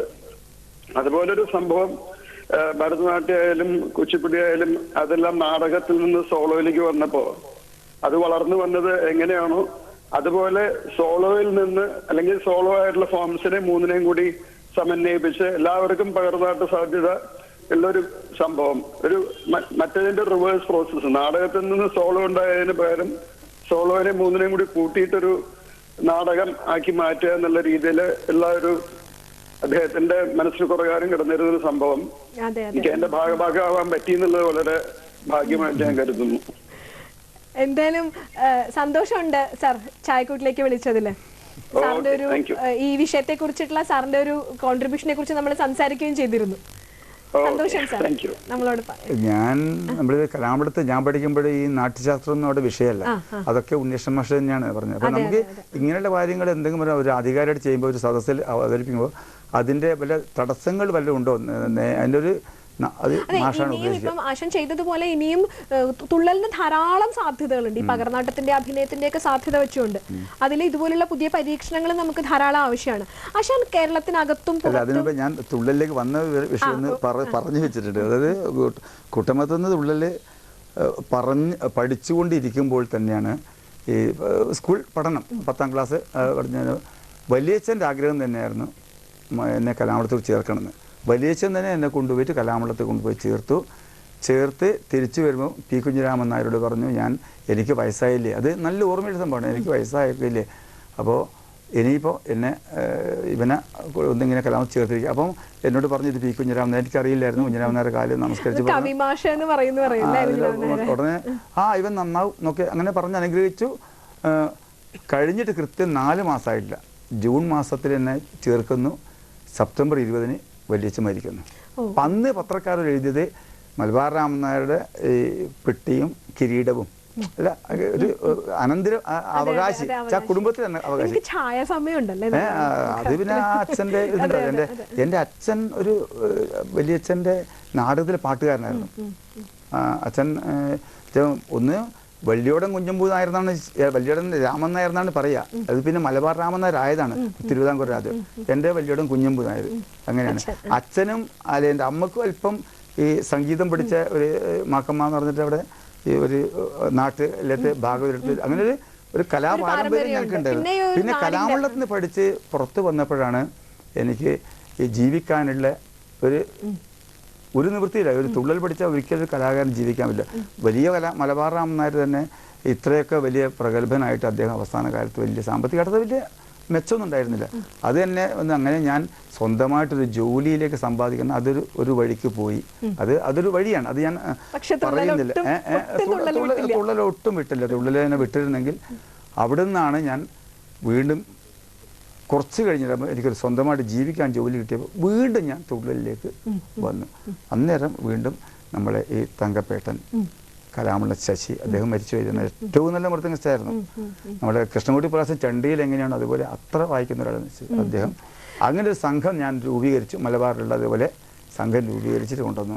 ആശാന് ഈ കുത്തുള്ളലുമായിട്ട് ധാരാളം വിദേശത്തും അവതരിപ്പിക്കുന്നുണ്ട് അല്ലേ? എനിക്ക് ഏറ്റവും അത്ഭുതമായിട്ട് തോന്നുന്നു ആശാന് വിദേശികളായിട്ടുള്ള ശിഷ്യരുണ്ട്. വളരെ അത്ഭുതമായിട്ട് തോന്നുന്നത് തുള്ളല് പ്രത്യേകിച്ച് മലയാളം നടൻ പാടിക്കൊണ്ട് അവതരിപ്പിക്കുമ്പോൾ ഈ വിദേശികൾ എങ്ങനെയാണ് നമ്മുടെ തുള്ളലിനെ ഉൾക്കൊള്ളുന്നത്? അവർ പാടുമ്പോൾ ആ പ്രശ്നങ്ങൾ ഉണ്ടാവില്ലേ? വിദേശി എൻ്റെ അടുത്ത് ഹരിയാനു ഹർഷിത എന്ന് പറയുന്ന ഒരു ജർമ്മൻകാരൻ ഞാൻ വന്നിട്ട് അദ്ദേഹം പഠിച്ചത് എൻ്റെ അടുത്ത് പുളിന്തി മോക്ഷമാണ്. അദ്ദേഹം അതിനു മുമ്പേ കുറച്ച് തുള്ളലൊക്കെ പഠിച്ചിട്ടാണ് വന്നത്. എൻ്റെ പുളിന്തി മോക്ഷം കഥ അദ്ദേഹം ഒരു അമ്പലത്തിൽ വെച്ച് കണ്ടപ്പോൾ അവിടുന്ന് ആ അമ്പലത്തിൽ നിന്ന് അദ്ദേഹം നേരെ എൻ്റെ കൂടെ എൻ്റെ വീട്ടിലേക്ക് വന്നിട്ട് പറയുകയാണ് എനിക്കിത് പഠിക്കണം എന്ന് പറഞ്ഞു. അത് പഠിച്ചിട്ട് ആ പ്രാവശ്യം എന്നെയും കൂട്ടി ജർമ്മനിലേക്ക് കൊണ്ടുപോയി. ജർമ്മനിൽ പറയുന്നുള്ള അവതരിപ്പിച്ചു. ഇവിടെ കേരളത്തിൽ വേണ്ടാത്ത പരിപാടി അവിടെ ജർമ്മനിൽ അവതരിപ്പിച്ചു. അത് കഴിഞ്ഞിട്ട് അദ്ദേഹം പറഞ്ഞു എനിക്ക് അന്തകവധം പഠിക്കണം എന്ന് പറഞ്ഞിട്ട് വീണ്ടും ലീവ് എടുത്തിട്ട് ഇവിടെ വന്നു. അത് പറയാൻ കാരണം അതിലത്തെ ചില അക്ഷരങ്ങൾ നമുക്ക് നമ്മുടെ വായയിൽ, ഒരു മലയാളിയുടെ വായയിൽ കൊള്ളാത്ത അക്ഷരങ്ങളാണ് അതിലത്തെ ഉണ്ട്. അത് ഞാൻ പറയാം, പുത്രൻ്റെ പുത്രനാം പൗത്രൻ പിതൃക്രിയക്കെത്രയോ ഉത്തമനെന്നറിഞ്ഞിടുക. പുത്രൻ്റെ പുത്രനാം പൗത്രൻ പിതൃക്രിയക്കെത്രയോ ഉത്തമനെന്നറിഞ്ഞ്. അപ്പോൾ പിതൃക്രിയ എന്നുള്ള വാക്ക് എനിക്ക് ഞാൻ തന്നെ ബുദ്ധിമുട്ടി പറയുന്നു. അതേ സമയത്ത് ആ ജർമ്മൻകാരൻ അത് അവരുടെ അതിലേക്കുള്ള ഒരു സമർപ്പണം. എന്നിട്ട് അയാളിത് മുഴുവൻ 1.25 മണിക്കൂർ ശുദ്ധമായ മലയാളത്തിൽ അന്തകവധം, കല്യാണ സൗഗന്ധികം, പുളിന്തി മോക്ഷം ഇതൊക്കെ പഠിച്ചു. ഇനിയിപ്പം അദ്ദേഹം വീണ്ടും ഹരിചന്ദ്ര ചരിതം പഠിക്കണം എന്ന് പറഞ്ഞിട്ട് അവിടെ മെയിൽ അയച്ചുകൊണ്ടിരിക്കുകയാണ്. അത് പഠിക്കുന്ന അതൊന്നും ഇപ്പോൾ നമുക്ക് ഇവിടുന്ന് ഇപ്പോൾ പറഞ്ഞത് തീർക്കാൻ പറ്റുന്ന സംഭവമല്ല. എന്നാലും എല്ലാ വിദേശികളും വന്നാലും മോഹിനിയാട്ടവും കഥകളിയും പഠിച്ചു പോകും. അവർക്ക് എളുപ്പമാണ്, മുഖം കൊണ്ട് അഭിനയിച്ചാൽ മതി, വേറൊന്നും വേണ്ട. പക്ഷേ പാടി അഭിനയിക്കാൻ പലർക്കും അതൊരു അത്ഭുതകരമായ സംഭവം. ചടുലമായ താളത്തിൽ അത് വലിയൊരു കലാകാരൻ നേരിടുന്ന ഒരു വലിയ പ്രശ്നമാണ്. പാടലും കൂടെ ഒരുമിച്ച് വലിയൊരു ബുദ്ധിമുട്ട്. ചിലരൊക്കെ ഇങ്ങനെ പാടാതെ ചുണ്ടനക്കുന്ന അതിനെപ്പറ്റി പലയിടത്തും ചർച്ച വരുന്ന സംഭവമാണ്. തുള്ളല് പാടാതെ, നടൻ പാടാതെ ഈ ബാക്കിൽ പിന്നണിക്കാർ പാടി ചെയ്യുന്ന അത് ശരിയല്ല എന്ന് അതിന് ഭിന്നാഭിപ്രായമുണ്ടോ? ശരിയല്ല. എന്നോട് ചില തകഴിയുടെ മുമ്പിൽ ഞാനൊക്കെ അവതരിപ്പിച്ചപ്പോൾ തകഴി പറഞ്ഞത് കുഞ്ചൻ നമ്പ്യാരുടെ വരികൾ അത് ശുദ്ധമായ മലയാളത്തിൽ പാടിയാൽ മതി, ആവശ്യത്തിന് 1-2 മുദ്രകൾ വെറുതെ കാണിച്ചാൽ മതി. എന്നോട് അദ്ദേഹം ഒന്നുമല്ല 2-3 വർഷം അദ്ദേഹത്തിൻ്റെ മുമ്പിൽ അവതരിപ്പിക്കാൻ എനിക്ക് ഭാഗ്യം കിട്ടി. അത് അദ്ദേഹം കുഞ്ചൻ സ്മാരക ചെയർമാൻ എന്നുള്ള താല്പര്യത്തോടെ കണ്ടുവല്ലോ. അത് പിന്നെ കുഞ്ഞുണ്ണി മാഷ് പലതവണ തുള്ളൽ, കുഞ്ഞുണ്ണി മാഷ് ഒരു തുള്ളൽക്കാരൻ പാടിയാൽ മതി. അത് നമ്മുടെ പുതിയ തലമുറയുടെ ഭാഷയും സംസ്കാരവും ഒക്കെ വികസിക്കും ഈ കുഞ്ചൻ നമ്പ്യാരുടെ വരികൾ അത് മാത്രം മതി നമുക്ക്. തുള്ളലിനെ കുറിച്ച് എനിക്കിപ്പോൾ ഈ ചർച്ചയിൽ വലിയൊരു ചാനലിൽ ലോകം മുഴുവൻ പല സ്ഥലത്തും കാണുന്നത് ഈ ചാനലിൽ പറയുമ്പോൾ ഒരു ഗവൺമെൻറ്റിൻ്റെ ഇതിൽ പറയുമ്പോൾ എനിക്ക് തുള്ളലിനെ കുറിച്ചുള്ള എനിക്ക് പറയാനുള്ളത് ഇന്നത്തെ തലമുറയോട് പറയാം. ഒന്ന് ഈ പാട്ടിൻ്റെ കാര്യത്തിൽ തുള്ളൽക്കാരൻ പാടണം. പക്ഷെ പലർക്കും സംശയം 1.25 മണിക്കൂർ 1.5 മണിക്കൂർ ഞാൻ 2.5 മണിക്കൂർ തുള്ളി അവതരിപ്പിച്ചാണ്. ചിന്മയാനന്ദ സ്വാമീൻ്റെ മുമ്പിൽ 2.5 മണിക്കൂറായി അവതരിപ്പിച്ച് കിരാതം കഥ. എന്നിട്ടും ആദ്യം ഞാൻ മുമ്പിൽ പാടി, തങ്കപ്പേട്ടൻ പിന്നിൽ പാടി. അത്ര സുഖമായിട്ട് ഞാൻ പാടി അവതരിപ്പിച്ചാണ്. അതിൽ ഇപ്പോഴും ഇപ്പം എൻ്റെ വയസ്സ് 66 ഇപ്പോഴും ഞാൻ തുള്ളൽ പാടി അവതരിപ്പിക്കുന്നു. എറണാകുളത്തമ്പലത്തിൽ 100 അരങ്ങ് അതിപ്പം കുറച്ചു മുമ്പേ എന്നെ അമ്പലപ്പുഴയിൽ കുഞ്ചന് പകരക്കാരനായി ഞാൻ പോയി ഒരു ചരിത്രം എനിക്ക് കിട്ടി. അതുപോലെ ഒരമ്പലത്തിൽ 100 തുള്ളൽ അവതരിപ്പിക്കുക എന്ന് പറഞ്ഞ് ഒരു കലാകാരനെ കിട്ടാത്ത മഹാഭാഗ്യമാണ്. ക്ഷേത്രത്തിലും 3 രൂപങ്ങളും ഒരുമിച്ച് പൂർണ്ണത്രയീശ 3 പതിറ്റാണ്ട് 30 വർഷക്കാലമായി ഞാൻ അവിടെയും എന്താ പറഞ്ഞാൽ അവിടെ ആൾക്കാരുണ്ടോ ഇല്ലയോ എന്നൊരു വിഷയമല്ല. എല്ലാ വർഷവും അവർ 3 പരിപാടി എന്നെ അവതരിപ്പിക്കാൻ ക്ഷണിക്കും. 3 പരിപാടി എല്ലാ തുള്ളൽക്കാരും എല്ലാ ഓട്ടംതുള്ളിൽ അവതരിപ്പിക്കുമ്പോൾ ഞാൻ ശീതങ്കനും പറയനും ഓട്ടനും അവതരിപ്പിക്കും. എന്നിട്ട് കാണികൾക്ക് എൻ്റെ തുള്ളലിൻ്റെ പ്രത്യേകത അങ്ങനെയാണ്. ഞാൻ തുള്ളൽ എൻ്റെ ഇത് തന്നെ വിഷ്വൽസ് തന്നെ ഉണ്ടാവും. ചിലപ്പോൾ ഞാൻ തുള്ളൽ അവതരിപ്പിക്കും. ആദ്യം അവതരിപ്പിക്കുന്നത് ഓട്ടം തുള്ളലാണ്. അതിൻ്റെ വേഷത്തിൻ്റെ പ്രത്യേകത ഇതാണ്, അവതരിപ്പിക്കാത്ത ഇതാണ്. 3 തരം തുള്ളലുണ്ട്. ഇതൊക്കെ കാണികൾ ഒരു ടീച്ചിങ് പ്രോഗ്രാം അങ്ങനെ വേണം. അല്ലാണ്ട് തുള്ളൽ വെറുതെ അവതരിപ്പിച്ചിട്ട് പോയിട്ട് കാര്യമില്ല. നമുക്ക് അഭിമുഖം അവസാനിപ്പിക്കുന്നതിന് മുമ്പേ തുള്ളലിൻ്റെ ഒരു പല സാധ്യതകളെ പറ്റി പറഞ്ഞു, തുള്ളലിൻ്റെ ഒരു ഭാവിയെക്കുറിച്ച് കൂടി. കാരണം അങ്ങ് ചെറുപ്പക്കാരായ ധാരാളം ആളുകളെ, പ്രത്യേകിച്ചും യുവജനോത്സവത്തിലെ ഒരു പ്രധാനപ്പെട്ട ഇനമാണ് തുള്ളൽ. കലാതിലകം കലാപ്രതിഭയ്ക്ക് വേണ്ടിയിട്ട് എല്ലാവരും പഠിക്കുന്നുണ്ട്. പക്ഷെ അതിനുശേഷം പുതിയ തലമുറ ഒരു യുവജനോത്സവ ഇനം എന്നതിനപ്പുറത്ത് തുള്ളലിന്റെ കൂടുതൽ സാധ്യതകളെ കുറിച്ച് അതിലൊക്കെ മുന്നോട്ട് വരുന്നുണ്ടോ? ഉണ്ട്. ഇപ്പം എറണാകുളത്ത് വന്നപ്പോൾ കുറേ പുതിയ അവര് ലക്ഷ്യം സ്കൂളിൽ കോളേജ് പഠിക്കുക തിലകു കലാപ്രതിഭ. പക്ഷെ അവർക്കത് ഇഷ്ടമായും തോന്നിയപ്പോൾ ഉണ്ടല്ലോ അവർക്കത് പ്രൊഫഷണലായി എടുക്കാൻ വേണ്ടിയിട്ട് അവർക്ക് ജോലിയുണ്ട്. അവരിപ്പം ഇൻഫോ പാർക്കിൽ എഞ്ചിനീയർ ജോലിക്കുന്ന അരുൺ എന്ന് പറഞ്ഞത് എൻ്റെ ശിഷ്യനാണ്. അവൻ അസൽ തുള്ളക്കാരൻ. ഞാൻ അസൽ എന്ന് പറയണമെങ്കിൽ ഗുരു പറയണമെങ്കിൽ ഇന്നത്തെ കേരളത്തിലെ തുള്ളലത്തെ എനിക്ക് കുട്ടികൾ എല്ലാവരും പറ്റി അറിയാം. അതിൽ ശരിക്കും പറഞ്ഞാൽ 1ാം സ്ഥാനം എന്ന് പറഞ്ഞാൽ അഹങ്കാരമായിപ്പോൾ അതിൻ്റെ നിലയിൽ നിൽക്കുന്നുണ്ട് അരുൺ. രഞ്ജിത്ത് എന്ന് പറയുന്ന ഒരു തുള്ളൽക്കാരൻ, അദ്ദേഹം അധ്യാപകനാണ്. പിന്നെ സ്നേഹ ശ്രീകുമാർ എന്ന് പറഞ്ഞ ആ കുട്ടി എന്ന് പറഞ്ഞാൽ ഇപ്പോൾ സിനിമാ രംഗത്ത് പോകുന്നുണ്ട്. സിനിമാ രംഗത്ത് പോകുമ്പോൾ കൂടി ആ കുട്ടി യാതൊരു മടിയില്ലാണ്ട് തുള്ളൽ. അതോ 1.5 മണിക്കൂർ. പെൺകുട്ടിയാണ്, കാർത്തിക കൃഷ്ണകുമാർ. ധാരാളം പെൺകുട്ടികളും ചെയ്യുന്നുണ്ട്. കലാമണ്ഡലത്തിൽ തന്നെ തുള്ളൽ പഠിച്ച സ്ത്രീകളുണ്ട്. ഉണ്ട്. പിന്നെ ഇപ്പൊ എൻ്റെ ശിഷ്യയായിട്ട് പിന്നെ ബിന്ദുജാമൻ എന്നൊക്കെ ഉണ്ടല്ലോ, അവിടെ മലേഷ്യയിലൊക്കെ പുത്രൻ ശ്രീ പ്രവീൺ, അദ്ദേഹം മൃദംഗത്തിലും തുള്ളലിലും ഒരുപോലെ തന്നെ പ്രവീണയും രണ്ടുപേരും. മറ്റു ഭാഷ എനിക്ക് തോന്നുന്നു പിന്നെ ദൂരദർശൻ ചാനലിന് വേണ്ടി അനില ശ്രീകുമാർ. അനില ഇപ്പൊ അറിയപ്പെടുന്ന സിനിമയും സീരിയൽ നടിയാണെങ്കിലും അനില ഇപ്പോൾ ഈ തുള്ളലിൽ ഭയങ്കര തുള്ളൽ അനില ശ്രീകുമാർ എനിക്ക് മറ്റേത് ചെയ്യുന്നതിനേക്കാൾ ഭയങ്കര താല്പര്യമാണ്. അപാര ഭംഗിയും ആണ്, വേഷഭംഗി പാടുന്നത് അടുത്ത് ചെയ്തു. എനിക്ക് മറ്റൊന്നും കൂടെ ചോദിക്കാനുള്ളത്, ഈ ഒരു ഇപ്പൊ കൂടിയാട്ടത്തിൽ പോലും പുതിയ കാലത്തെ ചില വിഷയങ്ങളെ, ഇപ്പൊ നാടകങ്ങളെ എടുത്തിട്ടൊക്കെ കൂടിയാട്ടത്തിൽ പോലും അവതരിപ്പിക്കുന്ന ഒരു പ്രവണത ഇപ്പൊ ഉണ്ടാവുന്നുണ്ട്. അത് ഏറ്റവും കൂടുതൽ സാധ്യതയുള്ളത് തുള്ളലിനാണ്. ഓരോ കാലത്തോടും ചേർന്ന് നിന്നുകൊണ്ട് സമൂഹത്തിലെ പല പ്രശ്നങ്ങളിലും വളരെ നന്നായി ഇടപെട്ടുകൊണ്ട് അവതരിപ്പിക്കാനുള്ള സാധ്യത തുള്ളലിലുണ്ട്. അത്തരത്തിലുള്ള എന്തെങ്കിലും ശ്രമങ്ങൾ തുള്ളലിൽ ഉണ്ടായിട്ടുണ്ടോ? അതിന് അങ്ങയുടെ ഭാഗത്ത് നിന്ന് എന്തെങ്കിലും ശ്രമങ്ങൾ ഉണ്ടായിട്ടുണ്ടോ? എൻ്റെ ഭാഗത്ത് ഉണ്ടായിട്ടില്ല. ഈ സർക്കാരിൻ്റെ ചില തുള്ളലുകൾ നമ്മൾ ചിട്ടപ്പെടുത്തിയിട്ടുണ്ട്. സർക്കാരിന് വേണ്ടിയിട്ട് ചില ഇപ്പോൾ കുടുംബാസൂത്രണം മുമ്പ് അങ്ങനെയുള്ള ചിലതൊക്കെ അതിന് ആശാന, കാരണം ഇത് കൂടിയാട്ടം തന്നെ അവതരിപ്പിക്കുമ്പോൾ പല സാമ്പ്രദായികരും അതിനെ എതിർക്കുന്നുണ്ട്.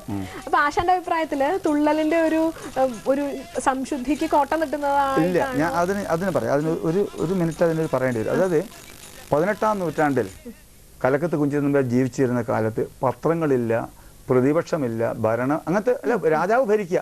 അപ്പൊ രാജാവിന് ആരും എതിർത്ത് പറയില്ല. അപ്പൊ രാജാവിന്റെ ഭരണത്തിന്റെ കോട്ടങ്ങൾ ഒക്കെ പറയുന്നത് അന്ന് പറഞ്ഞിരുന്നത് കുഞ്ചൻ നമ്പ്യാരായിരുന്നു. ചാക്യാരായിരുന്നു ഇല്ലേ? കുഞ്ചൻ നമ്പ്യാർ വരികയല്ലേ എന്തു കാര്യത്തിൽ കിട്ടും പണമെങ്കിൽ ഇപ്പോൾ മനുഷ്യർക്ക് ദുഷ്ടത കാട്ടുവാനൊട്ടും മടിയില്ല. ഇപ്പോൾ മനുഷ്യർക്ക് 18-ാം നൂറ്റാണ്ട് അദ്ദേഹം എഴുതിയ ധ്രുവചരിതത്തിൽ എഴുതിയ കഥയാണ്, വരിയാണ്, ഇന്ന് പ്രസക്തമാണ്. അപ്പം ആർക്കാ കൊള്ളുന്നത്?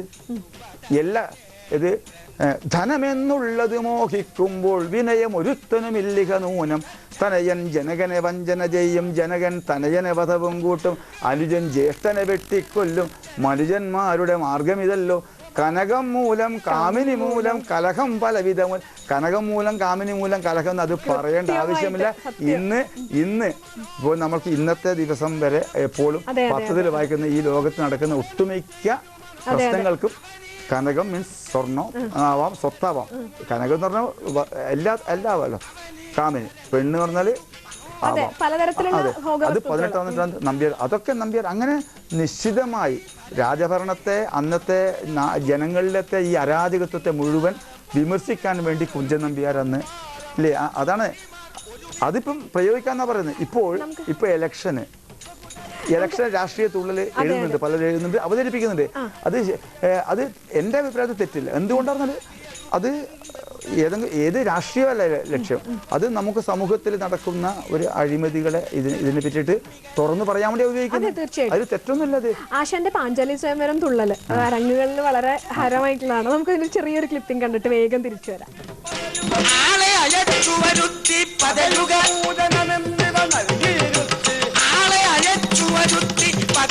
പൂജനമെന്നിവ നൽകി പദയുഗ പൂജനമെന്നിവ നൽകിയിരുത്തി മാമുനിമാരെ നമസ്കൃതി ചെയ്തു മാമുനിമാരെ നമസ്കൃതി ചെയ്തു മാമുനിമാരെ നമസ്കൃതി ചെയ്തു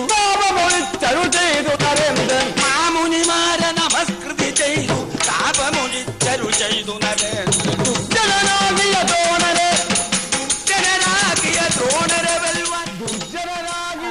ഒരു ലോകവൃത്താനുകരണമാണ് നാട്യം എന്ന നാട്യശാസ്ത്രത്തിന്റെ ഒരു ഇതിനെ കൃത്യമായി അന്വർത്ഥമാക്കുന്ന ഒരു കലാരൂപമാണ്. ലോകവൃത്തത്തെ ഭംഗിയായി അവതരിപ്പിക്കുന്നത്. നമുക്ക് ചായക്കൂട്ടിലെ സമയം ഏതാണ്ട് അവസാനിക്കാറായി. ആശാന്റെ ഇപ്പോൾ ഈ 2-3 ആശാനായിട്ട് കൊണ്ടുവന്നിട്ടുള്ള പുതിയ പദ്ധതികളുണ്ട്. ആശാന്റെ പുതിയ തുള്ളലിലെ എന്തെങ്കിലും മനസ്സിൽ ഇനി പുതിയ സാധ്യതകളെ, പുതിയ പദ്ധതികളെ കുറിച്ച് ആവിഷ്കരിക്കുന്നുണ്ടോ? ഡെമോൺസ്ട്രേഷൻ പോലുള്ള എൻ്റെ അത് തന്നെയാണ്. ഇനിയിപ്പോൾ കുട്ടികളുടെ ഇടയിലേക്ക് ഞാനിപ്പോൾ ഇത്രയും വർഷം കൊണ്ട് ഒരുപാട് കാര്യങ്ങൾ മനസ്സിലാക്കിയിട്ടുണ്ട്. ഇത് അല്പം പറഞ്ഞില്ല, ഒരുപാട് വരികൾ നമ്പ്യാർ ഇപ്പോൾ കവിത എഴുതുന്ന കുട്ടികൾക്കൊക്കെ പ്രചോദനമായിട്ടുള്ള വരികൾ അതൊക്കെ സെലക്ട് ചെയ്തിട്ട് ഞാനിപ്പോൾ ഇങ്ങനെ എഴുതി വെച്ചിരിക്കുകയാണ്. സ്കൂളുകളിലും ഒരുപാട് സ്ഥലത്ത്. ഞാനിപ്പോൾ എറണാകുളം ജില്ലയിലുള്ള കുറേ സ്കൂളുകളിൽ ഹെഡ് മാസ്റ്റർമാരെ കണ്ടിട്ട് പ്രതിഫലം വാങ്ങാതെയാണ്. ഞാനിപ്പോൾ ഈ ചാനലിൽ കണ്ട ഹെഡ് മാസ്റ്റർമാർക്ക് തീർച്ചയായിട്ടും എറണാകുളം ജില്ലയിൽ എന്നെ സമീപിക്കാം.